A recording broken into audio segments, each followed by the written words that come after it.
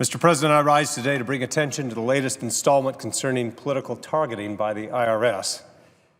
Last spring, we learned that the IRS's targeting of conservative groups that were applying for 501c4 tax-exempt status, thanks to a report by the IRS's Inspector General. This report detailed how the IRS singled out conservative groups for excessive scrutiny, which caused some applications to lie pending for more than 3 years, and another 28 organizations to actually give up on their unanswered applications. The President claims this targeting was due solely to, quote, boneheaded decisions, unquote. Unfortunately, with the head of the tax-exempt organizations unit at the agency, Lois Lerner, choosing to plead the Fifth and resign rather than answer questions before Congress, we may find that the source of this problem is a little more troubling than that. Thankfully, multiple investigations are taking place to answer lingering questions such as this one. I look forward to their findings, wherever they may lead. Uncovering who directed and participated in the inappropriate targeting and why will allow us to bring justice to the groups affected and ensure that no such targeting like this occurs again. So imagine my surprise when, over the Thanksgiving holiday, I learned that the IRS had diagnosed the problem and offered its regulatory solution despite the fact that multiple investigations are far from complete. On Friday, November 29th, without warning, the IRS published a proposed rule that would restrict the activities of 501c4 organizations, effectively limiting their speech and curtail their civic participation. Now, this brings a whole new meaning to the term Black Friday. This rule singles out the same conservative groups that were previously targeted by the IRS and threatens to shut them down. It further attempts to legitimize the targeting of organizations that hold ideological views that are inconsistent with the administration's views.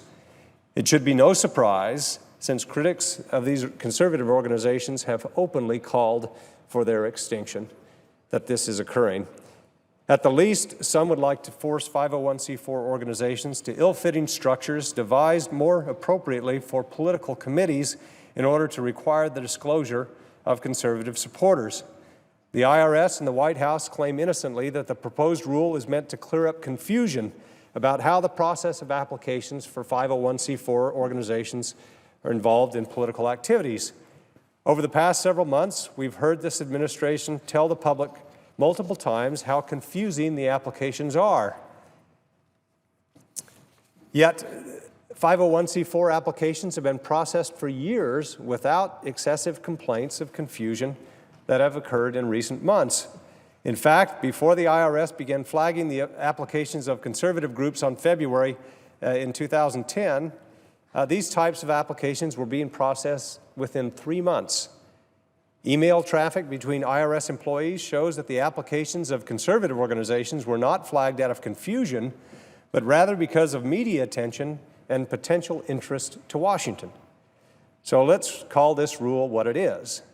It's an attempt to silence the voices of conservative organizations.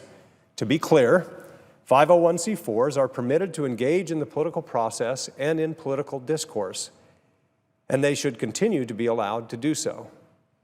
But this regulation seeks to limit their participation in a host of advocacy and education activities, even nonpartisan voter registration and education drives. These activities have a clear role in promoting civic engagement and social welfare, the precise purpose of the 501c4 structure. Unfortunately, the rule would suppress conservative voices by forcing organizations to quit these activities or to be shut down. In fact, according to evidence collected by the House Ways and Means Committee, Chairman Dave Camp, the administration has been working on this rule since 2011. Not surprisingly, the Treasury Department kept quiet of its plans. In fact, it neglected to mention consideration of this rule in the agency's 2011 or 2012 policy guidance plan, and these are usually which detail upcoming projects. If it sounds suspicious, it is.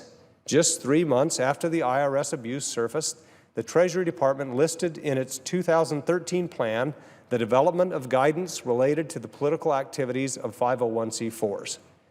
Conveniently, the publicity of the IRS abuse provided an opportunity to finally roll out the administration or the agency's rule as a solution to its, quote, boneheaded decisions.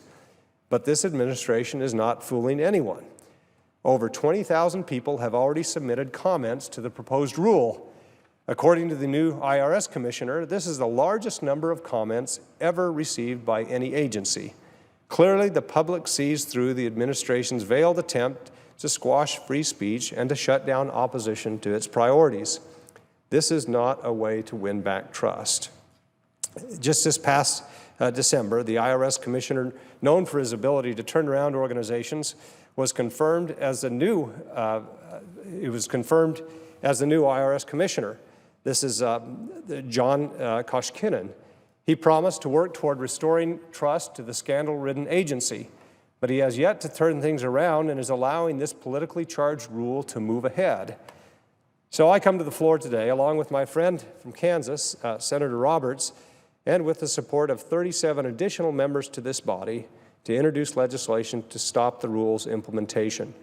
I see Senator Hatch from Utah, Senator Cornyn of Texas, who will also speak to this in a moment. The Stop Targeting of Political Beliefs by the IRS Act will prevent this rule or any other that seeks to continue the targeting of groups based on their ideology. It's time to end the intimidation and harassment. Let's preserve the First Amendment rights of all groups, regardless of their ideology, especially those that commit themselves to improving our society. And let's restore the public's faith in the ability of the IRS to fairly administer our nation's laws. I hope the rest of the Senate will join us in this effort. I look forward to coming back to the floor later in the week to ask unanimous consent to pass this legislation outright. Mr. President, I would yield the floor to my friend from Kansas, Senator Roberts.